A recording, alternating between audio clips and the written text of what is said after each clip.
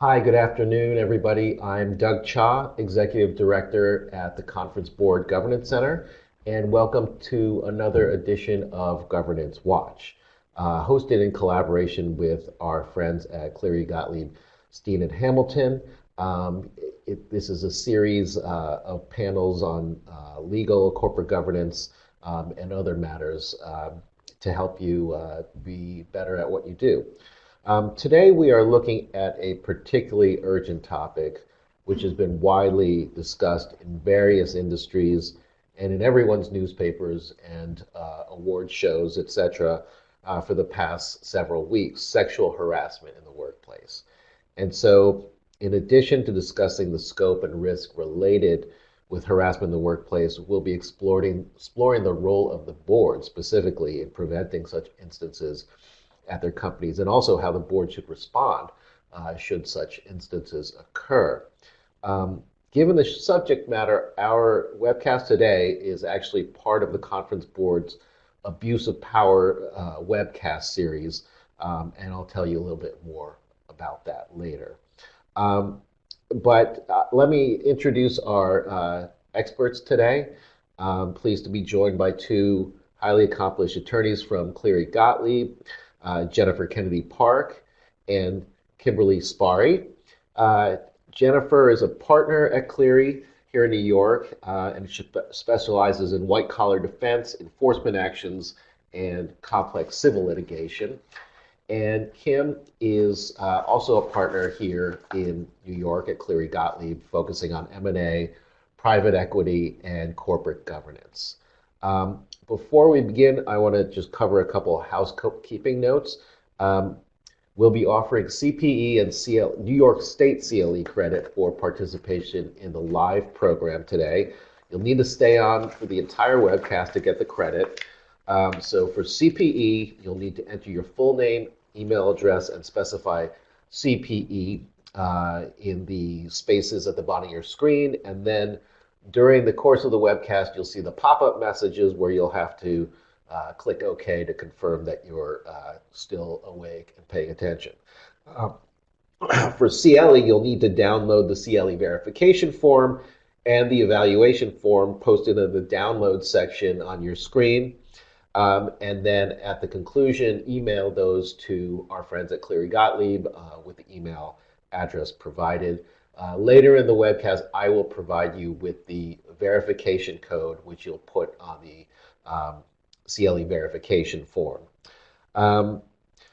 We welcome audience participation in today's session, and so if you type in questions in the question field, I will work them into the discussion. You can download the slide deck, which we'll be using during the presentation, during the program. You can enlarge the screen to full view. And we ask that you complete the evaluation at the end so we can have feedback on future programs. And this program will also be posted for on-demand replay for you and your colleagues. So without further ado, let's get into the subject. So Jennifer, I'll turn it over to you to start with kind of setting the stage and the context for sexual harassment in the workplace.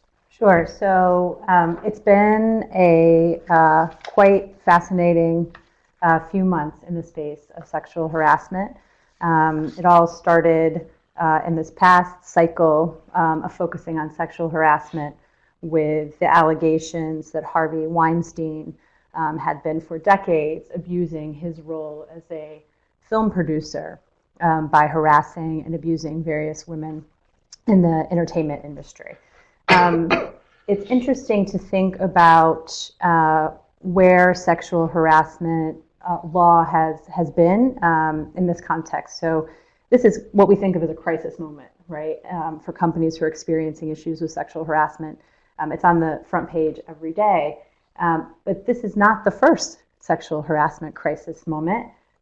Back, 25 years ago was the Anita Hill crisis or moment in time when we were having a national conversation about what it meant to have harassment in the workplace.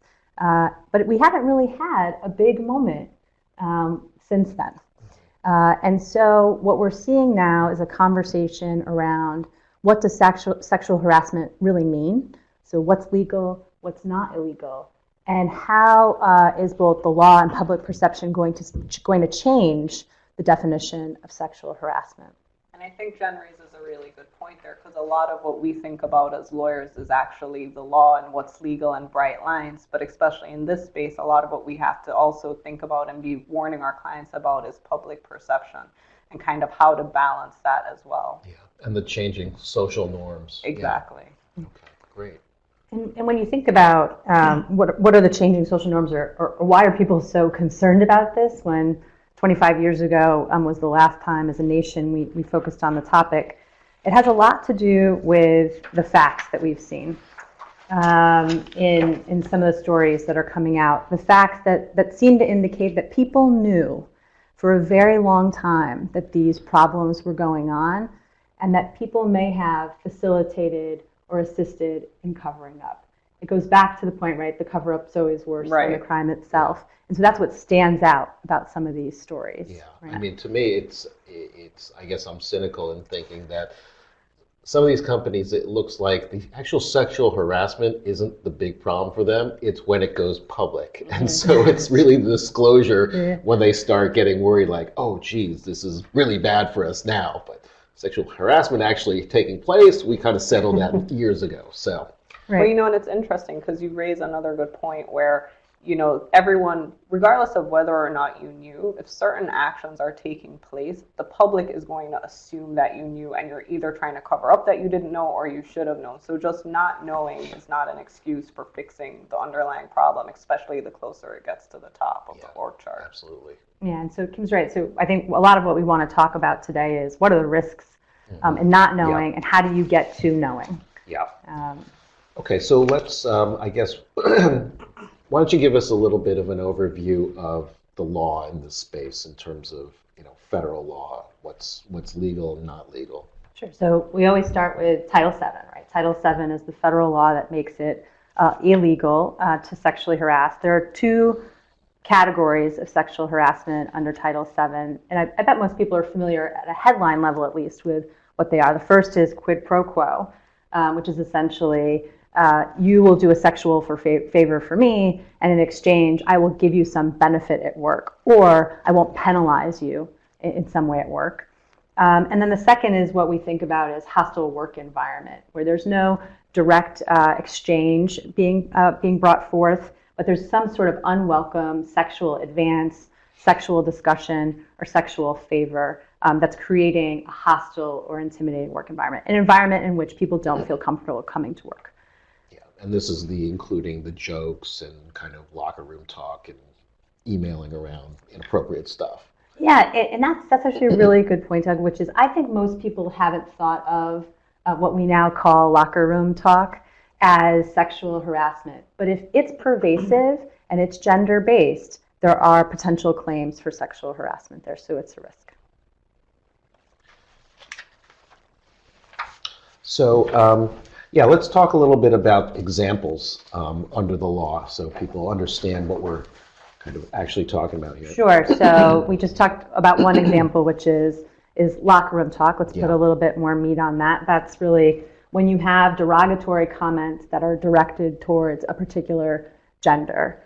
So you're saying comments that indicate that you think less of women, or you believe that women are less than men. That's one category. Repeated physical contact, so touching in the workplace, putting an arm around someone's shoulder, brushing against someone, insisting that somebody engage in physical contact with you when they don't want to. They insist that they hug you, insist that they give you a kiss on the cheek. Repeated requests for dating. This is not an sexual harassment's not an anti-dating in the workplace law. Companies address dating in the workplace in a lot of different ways. But if someone says no to a date and it's repeated requests, that's unwelcome conduct, that's sexual harassment. Inquiries about somebody's sex life or social life, or attempts to turn discussions into sexual topics that are unwelcome. The person's indicating they don't want to have that conversation. That can be sexual harassment. displays of pornographic material. And that can include cartoons, things that you think are jokes, but that can be offensive or that bring sex into the workplace and can fall into that category too. There have been cases where, without words, there has been demonstrations of sexual harassment when there's been leering, oogling, staring. And when I've talked about that in other forums, people say, really, like just staring at somebody? But if it's persistent and it is within close proximity to somebody, and you can demonstrate that it's intended to be intimidating in some way, it can be or just making harassment. It feel like a hostile or uncomfortable environment. Right. Now, what about you have some people saying, "Oh my God, this changes everything. Can't I just go into the office anymore and just say, wow, you look really nice today,' or that's a really nice blouse you're wearing,' or something like that?" How does that, where do you kind of put those types of things? Yeah, I mean, Title VII in sexual harassment law it's not a civility code, right? It's not intended to prevent us from being civil with one another or being able to be friends within the workplace. What it is intended to do is to prevent that civility from bleeding over into something that is more sexualized. So compliments are fine. Would I advise people to do that? No, I wouldn't, because turn it the other way, right? If you are saying to, for example, Doug, if you said to me, "Jen, that scarf is really beautiful on you," would you really say that to a man? I'm not sure that you would. And so the better course of practice is to behave to every professional the same way you would to a man or to a woman. Got it. Okay. Yeah, I think most of the instances we've heard of in the news, though, are pretty obvious. I don't think it changes the game at all. It's kind of like, geez, really. So let's talk about the potential legal risks. You talked about Title VII, there's state law, etc. Yeah, so we talked a little bit about federal law, just about Title VII, but there are other avenues through which people can explore making companies liable for sexual harassment. One of them under federal law is RICO, so racketeering. It's an interesting and novel theory. That. It's not something that people would automatically think of. It's very plaintiff-driven, I'll say that. And the reason it's plaintiff-driven is because the damages available in a RICO suit are much higher than they are available in a Title VII suit. And the idea is that you've engaged in a criminal enterprise. So Harvey Weinstein's the premier example right now. There is a RICO case that's been brought against the Weinstein Company. And the allegation is that he and other people attempted to cover up what he was doing. So they were facilitating and aiding and abetting his criminal activity, which was sexual assault and rape. That's the theory of the RICO. It's not the first time a RICO case has been brought in the space of sexual harassment. American Apparel had one almost a decade ago. It wasn't successful, but maybe the landscape has changed enough. The Weinstein one may. That's just federal law. There's state laws too. Lots of states have laws that are more plaintiff-friendly than Title VII is. So New York and California are good examples of states that have human rights laws that offer broader protection for victims of sexual harassment. And then there's foreign law. So harassment is a topic around the world. Some countries take different views than we do here in the United States. For example, in the United Kingdom, bullying is illegal. So conduct that might not be gender-based, but appears to be somebody being intimidating in the workplace, irrespective, right, of gender, can be illegal. So think about your office jerk, right? The person who comes in and is screaming all the time, is yelling at people, is degrading people. That's not really a sexual harassment issue, but under laws in foreign jurisdictions, it might be a bullying issue. And in some countries, sexual harassment is actually a crime. So even if it's not assault or rape, actual just harassment, making somebody feel intimidated in the workplace can be a crime. In Latin America, that's true in a number of countries. What if, you're, say, you work for a multinational company, you're American, you're based in the United States, you have some kind of assignment, either short or long term, in Italy or something like that, and the social norms and the legal standards are a lot different in that country, and all of a sudden you feel like, wow, I am being, if this were the United States, these people would really be in trouble. At that point, what is somebody supposed to do in that situation? Yeah, I mean, we're talking to a lot of different organizations about this. How do you normalize in a multinational business certain kinds of conduct? And the first place, I think, and Kim, I think we'll talk about this in a little bit, is to think about having a code of conduct across your offices. So for a company to tell its employees, no matter where you sit, we have certain expectations of you and how you should behave, even if the law in this country is not the same as it is in a different country where maybe we're headquartered. We, as a company, have certain expectations. And that way, you get some consistency across behavior, or at least you have a mechanism to impose consistency across behavior. Yeah, and it's interesting because in the circumstance where you're talking about, the person could be in a new environment and maybe feel like their behavior is inappropriate, or they could be in a new environment and think that the person across the table, the customer, the supplier, that their behavior to them is inappropriate. And so I think what Jen is suggesting in terms of making sure that companies have these broad policies that say this is how we expect our employees to act and this is how we expect our employees to be treated, gives people a mechanism for saying, hey, you know what, I was at this meeting and this client said this and I need to report this internally because I know that my company doesn't think that's how I should be treated, regardless of what country I happen to be in. Yeah. And there's, if you open the newspaper every day, you can see there's real risk to companies by not doing things like that.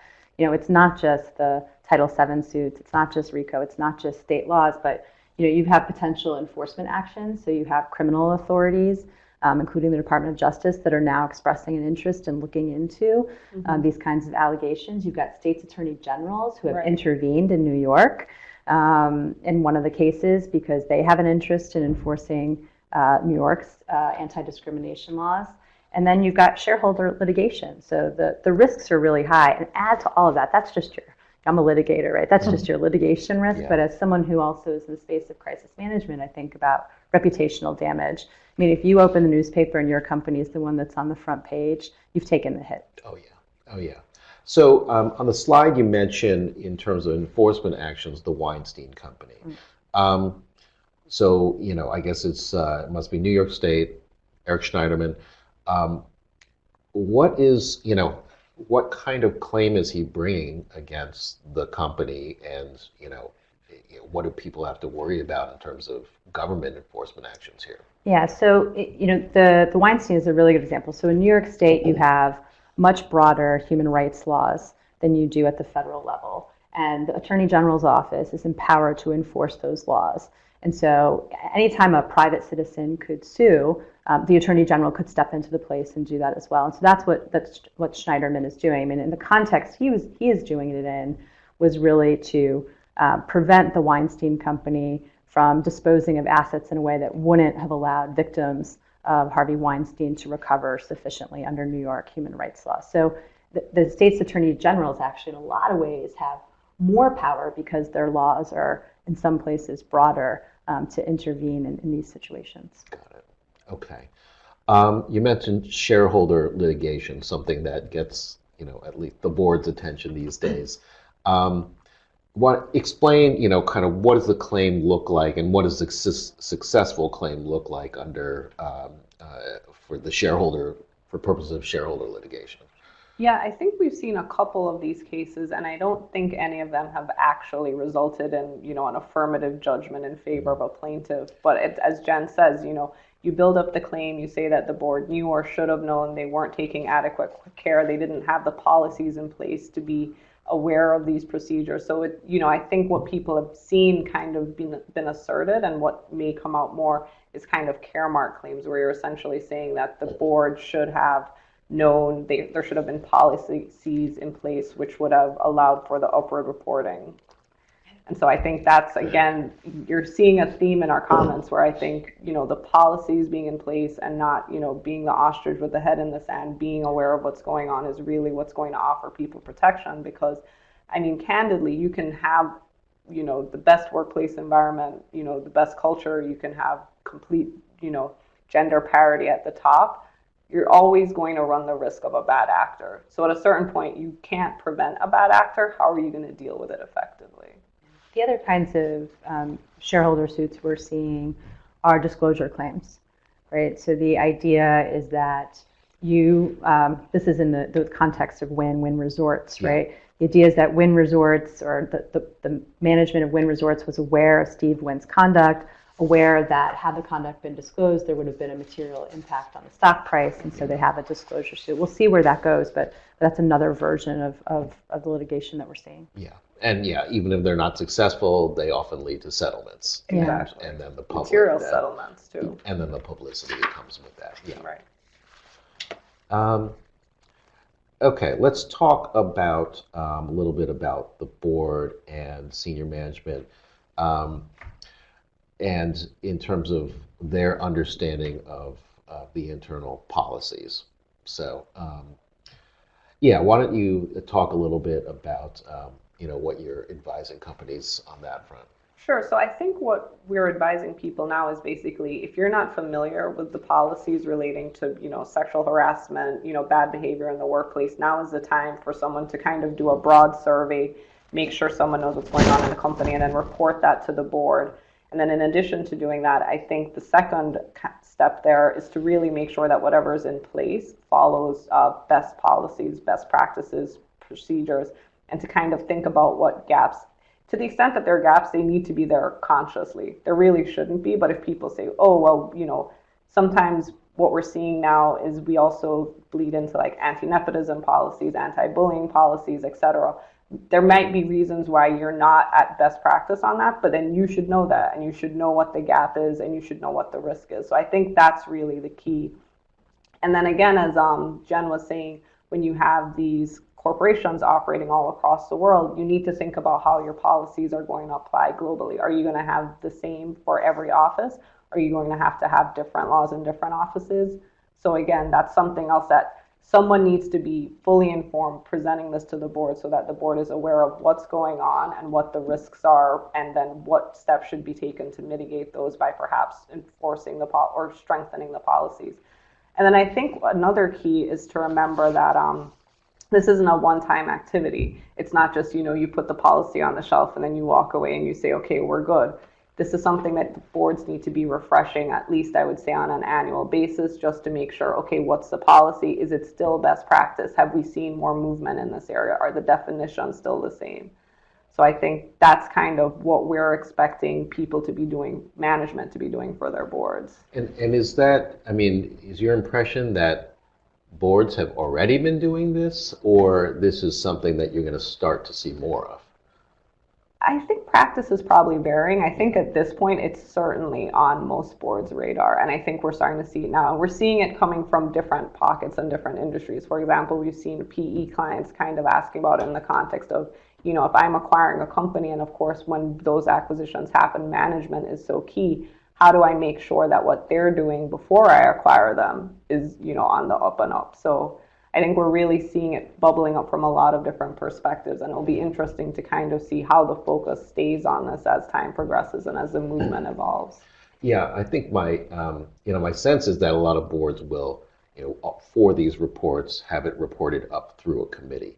And since it's an HR-related thing, they would have it go through the comp committee, but the comp committee is not an HR committee, but I have seen companies starting to say, okay, maybe the comp committee should be compensation and HR, and not just look at, how people are compensated, but human resource policies across the enterprise, which I think is kind of a fairly new direction. So. Yeah. And I think what you're hearing Kim saying, and what's baked into what you're saying, is that it's a mistake to just think of this as a harassment issue, and to just look at your harassment policies and not to think more holistically about what the company is doing in the space of human resources, interpersonal dynamics. So Kim, mentioned things like anti-fraternization policies and bullying policies. Those are different takes on really the same issue.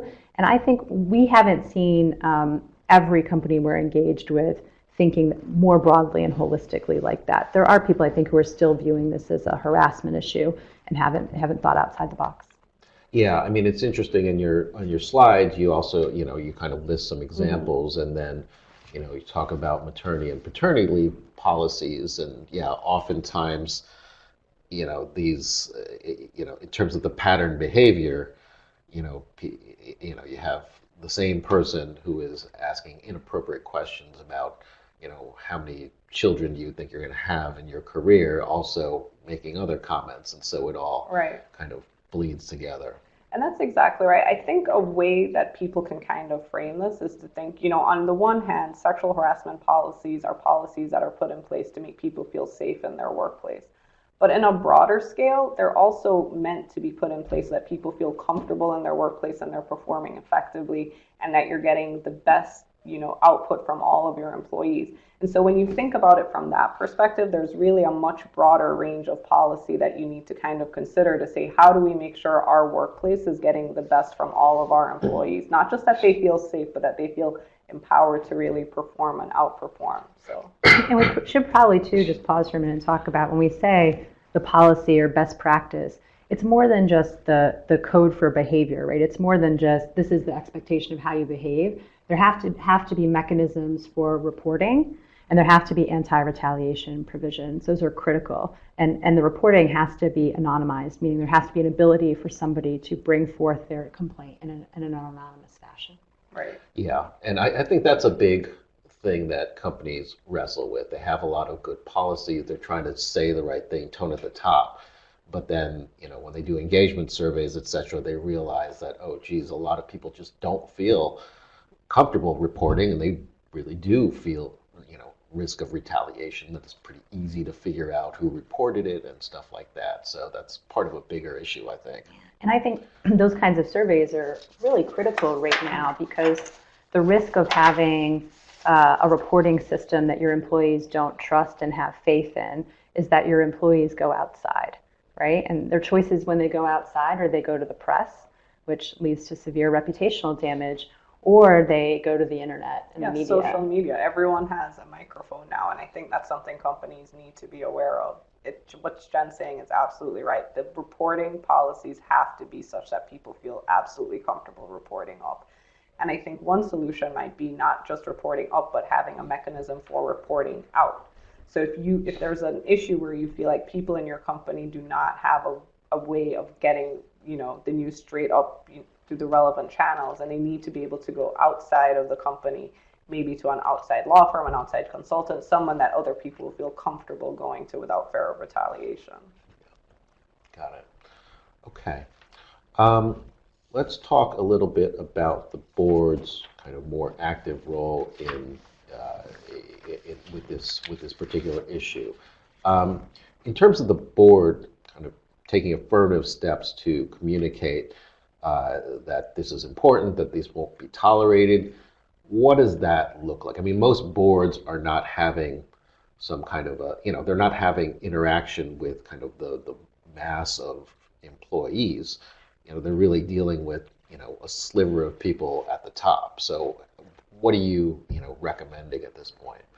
Well, I think obviously if an issue is brought to them about someone at the top, then a clear signal you can give is making sure that all people that are, accused of sexual harassment are treated the same, be they, the person at the bottom of the food chain or the person at the top of the org chart. So I think that's kind of the number one symbol that employees look to see, well, I know that the board takes this seriously because when this happened to, this person who's number 2 or number 3 or number 1 in the org chart, it was dealt with properly. I think you're right, though, that there is a bit of an issue in terms of thinking about the board, which generally is separated from the rest of the employees by management, and how they would kind of swoop in and set some sort of message from the board to employees directly. And I don't necessarily think that's what we would think the role of the board is. I think the role of the board is making sure that all of the information is getting up to the board effectively, so that when it's getting that information about the company from a sliver of people at the top, that sliver isn't too slim. And then kind of making sure that the board has a good sense of what the workplace culture is, what the sexual harassment policies are, where the issues in the company might exist. But I don't think anyone's necessarily expecting, directors to be walking around the floor or like sending letters to employees to say, we're on your side on this. I think it's more setting the tone and making sure that it's getting all of the information it needs to ensure that there's a good workplace culture. So in some sense, it's like a lot of other kind of compliance type issues in terms of setting the right example and showing that the policies actually have teeth and will get enforced, and it's not just something, in a book that you sign every year. Let's see. What other good governance practices are you seeing in terms of setting tone at the top for this particular issue? Yeah, I think one place where we've seen like kind of an interesting confluence of different things coming together is there's obviously been a big push recently for board refreshment and making sure that that new people are coming onto the board, that there are fresh ideas on the board, and that of course helps with this issue, because to the extent that you have issues with people in management who are maybe being accused of this bad behavior, then you're much more likely to have a good response once you have independent directors that are kind of looking at this with fresh eyes and saying, hey, wait, that's not what I've seen in other places. What's going on here? Like, I know you guys have been working with, John or Jane for 10 years, but I'm fresh to this. And, my take as someone who's neutral is we need to revisit the situation. So it's kind of interesting as you see this push for good governance. It also can help with this kind of seemingly unrelated area in terms of making sure that more voices are heard in the boardroom that are new to the room, essentially. And I think the perception from those not at the top, from those at the bottom, when you have that kind of refreshment of the board, right, is that there are people who are not wedded to management and don't have years of commitment to management. And then you can foster a greater belief that the board and management will do something when an issue arises. Yeah, I mean, it's really interesting that you guys bring this up in terms of board composition, because in the governance space there's a lot of talk about board composition and what competencies does the board have, and this is not kind of an argument, oh, you need a sexual harassment expert on the board, but it falls more into the issue of board diversity, board tenure, kind of average age of the board member. Not that age is necessarily the indicator, but when we talk about social norms, and we've seen examples of, clearly the board members don't even get it. From their public statements, they're saying stupid stuff. And you're like, who signed off on this? Yeah, exactly. So bad crisis management. Yeah, and so. But so in terms of like board independence and just having more women on the board and different views on the board, so I think that's a really important point for people to understand. Let's see. So other other affirmative steps that the boards can take in terms of making sure this issue is addressed. Yeah, I think there's kind of three main ways that we thought about this, and as you can see, a lot of them kind of have to do with who you're hiring. I think in terms of comp programs, taking a look at your employment agreements for your top executives, making sure that following policies in such a way that you're not bringing disrepute to the corporation is a good way of kind of saying, look, this is going to hurt your pocketbook too. You're not just going to get a golden parachute once you're forced out for bad behavior, because that would be completely against the point. And then I think it's also on the front end when you're hiring people, thinking about, where is this person coming from? What's the word on the street about this person? I know they're a rainmaker or something, but is there anything else I need to dig in a little bit more and see, why they've bounced around a lot, why they've left the last company they were at, generally kind of what's the word on the street. And then I think it's also just training and making sure that, as you said, people aren't just checking the box every year and saying, yes, I read the policy. It's having interactive training, seeing management participate in training, having them show up, not be on their phones, actually interacting and making sure that everyone can kind of see that, these are our policies, because as you said, policies don't do any good if no one knows what they are. And we all take them seriously.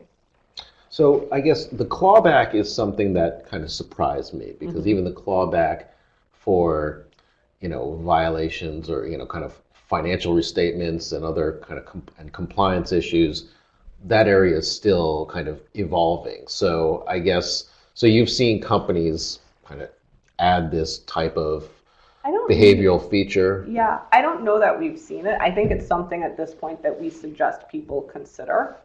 And obviously, it's like any other negotiation. It just depends who has the leverage. But you could see, for example, in certain industries or circumstances that you might push more hard for this, and then in other circumstances, it might not be what you're willing to go the mat over. But I think boards should at least be aware. I mean, it would be a shame for a board to sign off on a contract like this and then to hear at the end of the day, 2 years later, when someone's getting ousted for one of these scandals, that this person's going to get a golden parachute on top of it. So that's certainly something the board should at least be aware of when they're entering into these contracts. I think too, in terms of proactivity, I'd add one important thing to the list that Kim gave, which is auditing. And I think a lot of companies have made a decision to go back and look at historically how they have handled allegations of harassment within the company and perform an audit from sort of a procedural perspective. You know, did we investigate this the right way? Did we alert the right people? Did we handle the outcome in the right way in terms of reporting and in terms of remedial actions if there needed to be remedial actions? It's an opportunity in a moment to learn from mistakes that have been made in the past. And I'm not sure that I've seen companies who have in the past thought about auditing this aspect of their HR function. Wow, that's interesting. And so you talked also about due diligence when hiring executives, if kind of there's a history or some reputation of someone having kind of behavioral issues. So. Yeah, and it's interesting because sometimes you think of this in the more formal context of, have your lawyers do the due diligence, hire an outside firm. But I mean, it can also just be empowering your employees who are interacting with this person, who are negotiating with them. How did you like this guy? What did you think? I'm coming to this fresh. What's your feedback? Because we've actually heard from clients before that they've gone in and it was really kind of the junior team that was interviewing the management team and going out to dinner with them and just, interacting on an informal basis that said, you know what, I don't know if this is the right move for us. So I think just kind of letting people know, we're here to hear what you're seeing on the ground on the informal conversations as well, and also kind of taking that into account. And for your very, very senior management that you're thinking of bringing on board, I have seen people using investigatory services in a different way, which is using them to really mine the social media because pictures tell a story, and they're very useful to have now. And so looking at people's Facebook, looking at people's Twitter, looking at people's Instagram can be helpful and important information to making sure that somebody that you're bringing in fits into the culture of the organization that you're trying to create.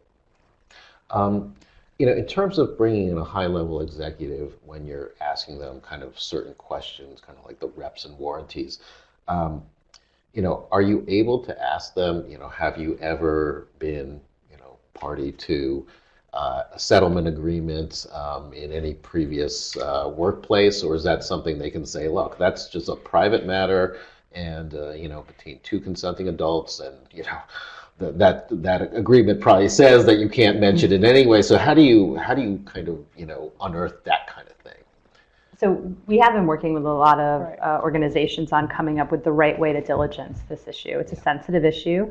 You also don't want to turn off somebody that you're potentially recruiting by asking what can be seeming to be invasive or very personal questions. But we do ask people, or are encouraging people to ask questions about prior issues. Were you ever disciplined? Were you ever investigated?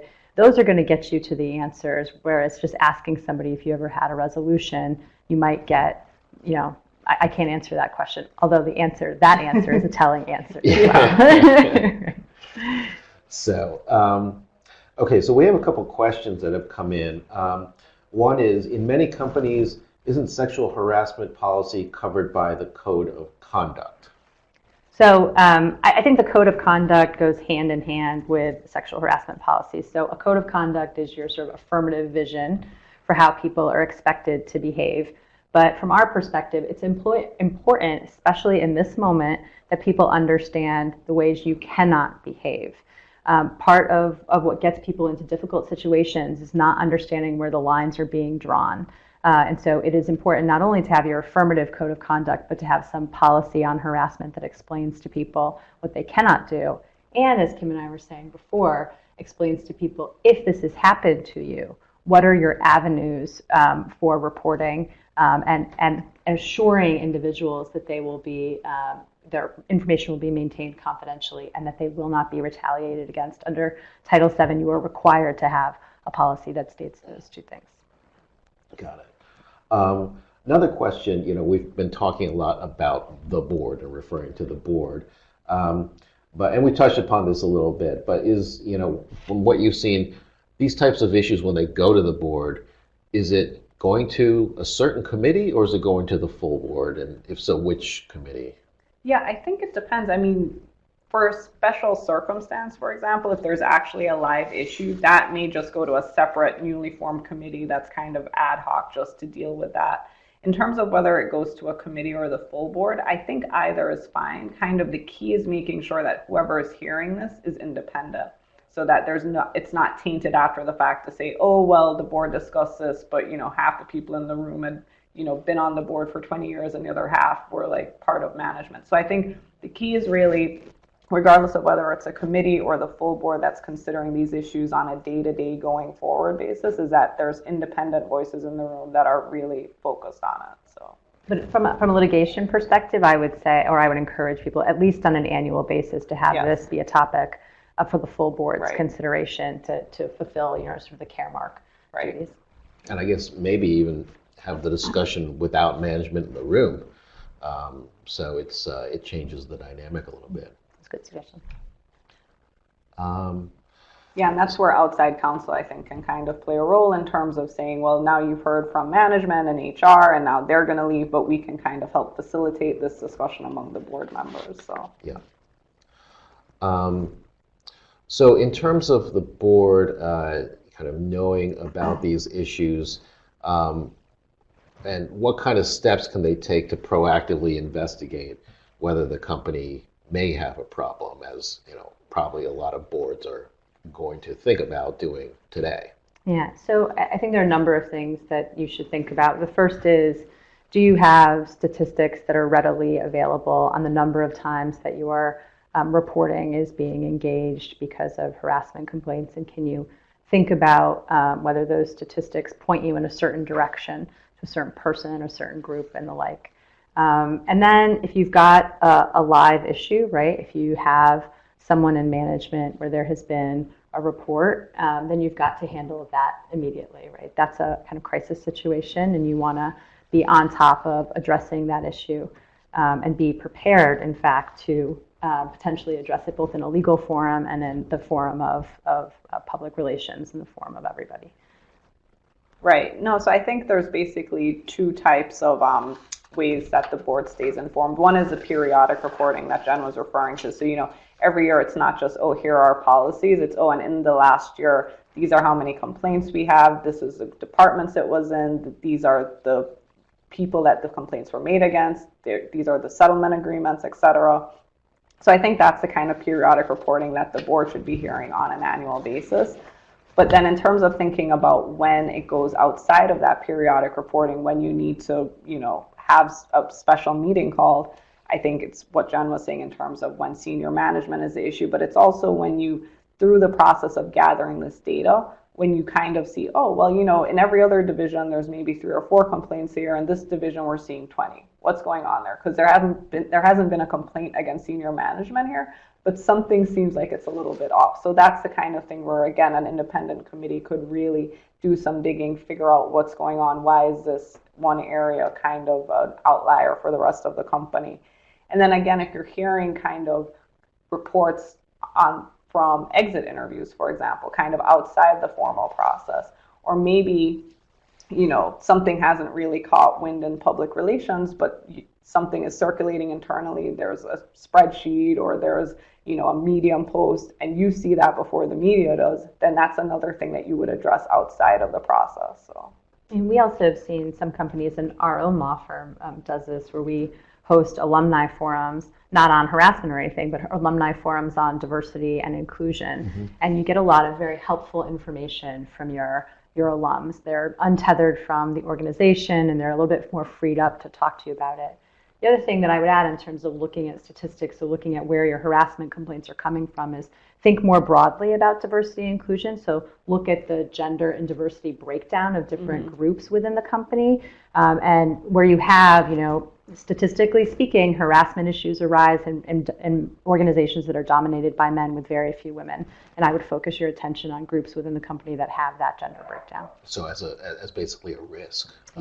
So that's really interesting. I think it's very important to So you got to break it down. You got to slice and dice it in different ways because you can always show aggregate data that's kind of consistent. Right. But, to show, okay, this particular division or this area is a real outlier, reminds me of kind of reporting to the audit committee on, Exactly. infractions of, financial policy, padding the bills and padding the expense reports and stuff like that.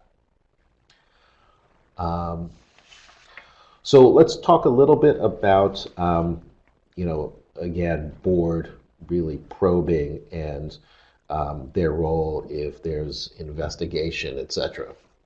So if you end up in a place where you have an allegation against someone in senior management that they've been involved in harassment, I think there's a sort of a handful of things you want to think about. You want to make sure, as Kim said, that whoever is handling the investigation is sufficiently independent from whoever the accused is, so that their judgment on the final outcome will be viewed as credible. It's very important. And credibility can also be thought about not just in terms of who's going to make the decision, so who's going to be reported to. So is it an independent committee of the board or an independent director of the board, but who's actually going to conduct the investigation itself. This is normally something that's done by human resources, but when you have someone who is sufficiently senior in management, that might not be the right organization. They probably have a lot of interaction with that senior manager. Or if human resources kind of was part of the kind of, there was a communication breakdown or process breakdown within HR. And they could be a subject, right, of the investigation, and then that's not the right place. And that's where, outside counsel can be very helpful. Outside counsel is also helpful, I think, in those situations in giving the public some confidence that the company is handling it in a credible and independent way, and giving your broader group of employees that view. If you think about, for example, what's going on in the Michigan case with gymnastics, right? Yeah. And there's been a lot of criticism over whether that investigation was independent, because it turns out the individual who was hired to do the investigation was both doing the investigation and representing the institution in the civil lawsuits that have been filed. That clouds the perception that the person can be independent because they're defending the organization and investigating at the same time. So that's an important thing to think about. Okay. Well, let me, at this point, announce the code for CLE. The code is 11465, 11465. So remember to put that down on your verification form before you send it in for CLE credit. Okay, let's talk about preparation. And, this is kind of getting into the crisis management situation, which kind of goes beyond legal. So, why don't you talk about how, what you're seeing there? So, I think we can all agree that sexual harassment now, if you are an institution that is facing an allegation of harassment, it's a crisis now. I'm not sure a year ago any of us sitting here would have defined that necessarily as a crisis.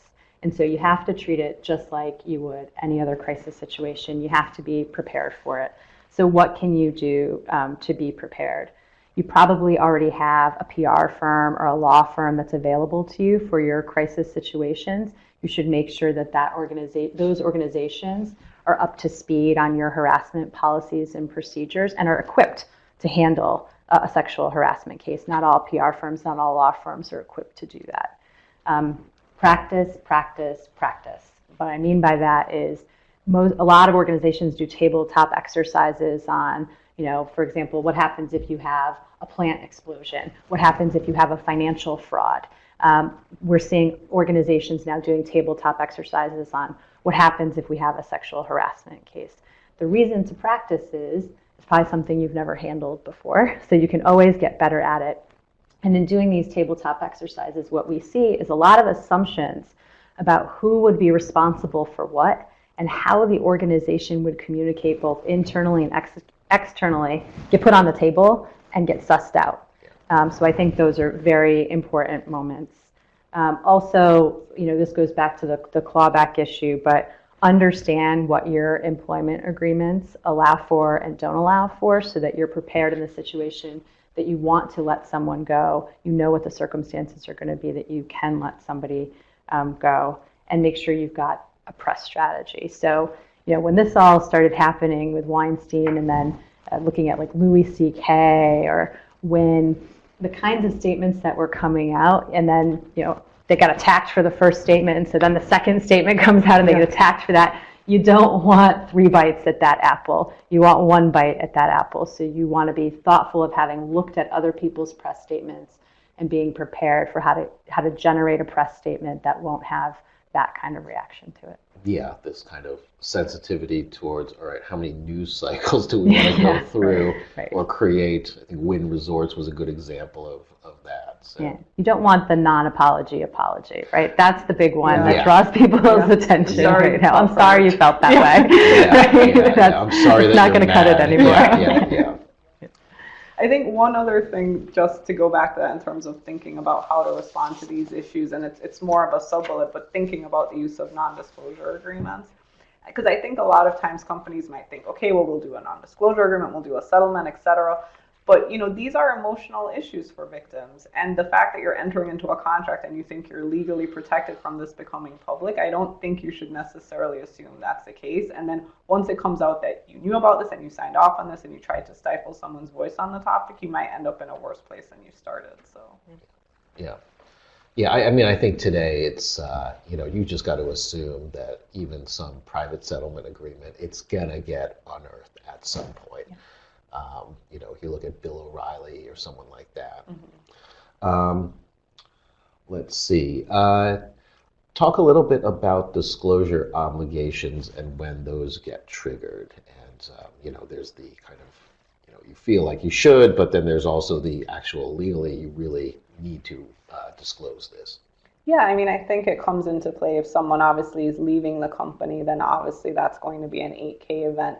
But if there's something material happening, like as Jen was mentioning in the Wynn case, then that's something where you also kind of have to consider. And that's going to be a tough line to draw. It's very facts and circumstances. So I think that's when you would need to kind of bring in outside counsel, walk them through the situation, say, here's what's going on. Do you guys think we're at the point yet where we need to be on the front foot about this? Are we exposing ourselves to liability if we're not being affirmatively disclosing this? So. Yeah, I think it used to be the thought that a harassment lawsuit, for example, wouldn't necessarily be something you had to disclose as a material litigation risk. I think we all have different thoughts about that now, because while the money at stake in one particular lawsuit might not be very much from a reputational damage perspective, the consequences can be very high.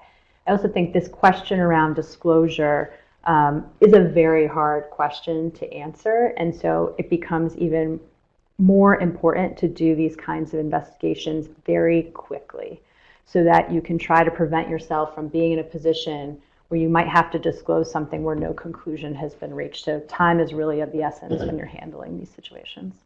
But let's kind of wrap up by talking about the flip side. We talked about being very proactive, being swift, decisive, don't let too much time go by. But there's probably going to be a case, unless maybe there already has been, where some CEO was shown the door because the board wanted to demonstrate, that it was taking swift action, and then later on, it's kind of found out that when there were a lot of accusations, and the accusations really were false, and the CEO sues for unjust, improper termination. So how do you balance that against everything we've been talking about? So I think you're probably talking about a case we're familiar with, right? Mr. Ford's case. But I think it's important to document, right? So when you are investigating these issues, you want to have a written record of the information that was conveyed to the decision makers and the basis on which they made the decision. If someday the allegations turn out to be false, right, the defense to that is, well, we couldn't have possibly known that they were false, and here's why. If you add to that, right, that you've done the investigation in a credible and independent way so that those written conclusions and advice that were given came from somebody credible and somebody independent, you're then bolstering your situation. But I do think that kind of situation points to how difficult investigating these issues can be. They are very frequently a he said, she said situation. And sometimes what we're doing now in my practice is utilizing experts in behavioral psychology who participate with us in interviews.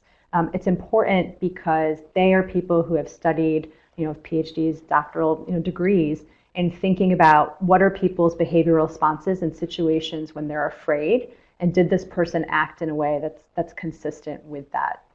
I'll just give an example of that, right? Which is, if you watch movies, you see when people are scared, it's fight or flight, right? That's what we all say, it's fight or flight.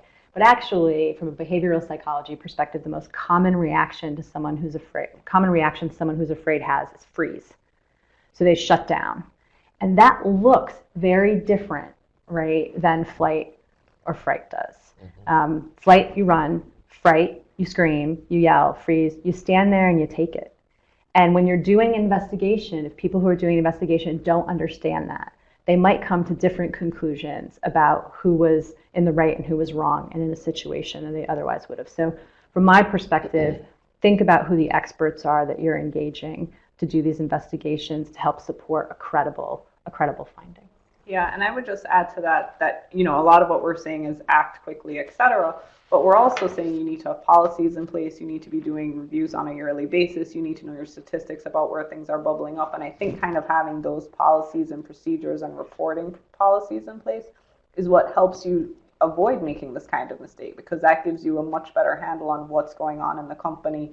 And then instead of having a he said, she said situation, you've had a record, for example, built up to say, well, actually, it's not just one person. We have these reporting policies in place and we know it's 5 or 6 people. And then your case looks a lot different. So I think it's very important at the outset to kind of have that, because down the road, that kind of helps you suss out, what's a widespread problem versus what's a he said, she said, which may be a more difficult situation to work through. But it sounds like, we've reached the tipping point where companies can no longer afford to say, well, innocent till proven guilty, and we're going to ride this out until kind of the actual, we have an actual definitive, decision on this. Accusations, companies are going to act based on accusations, and people are going to deny the accusations, and it's going to put the company in a real tough spot. All right. Well, let's thank you very much for being our expert guest on this program. I'm just going to wrap things up here. We do have some interesting events coming up from the conference board.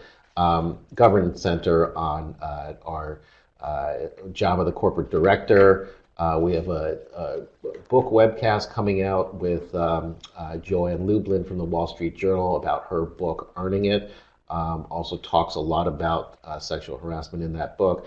And then the next Governance Watch with Cleary Gottlieb will be on April 17th at noon Eastern Time.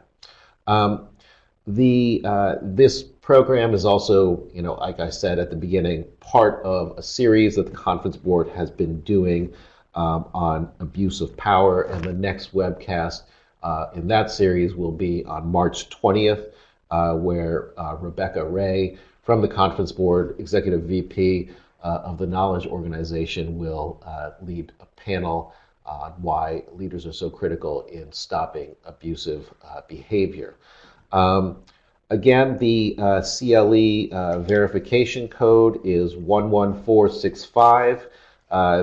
Be sure to print out the verification form, the evaluation, and send that in. You can download the materials that we used from the screen that you see. And for CPE, be sure to put your full name, email address, specify CPE, and the recording will be posted for you and your colleagues to watch as much as you want. But thank you again for participating in this edition of Governance Watch, and we will see you next time.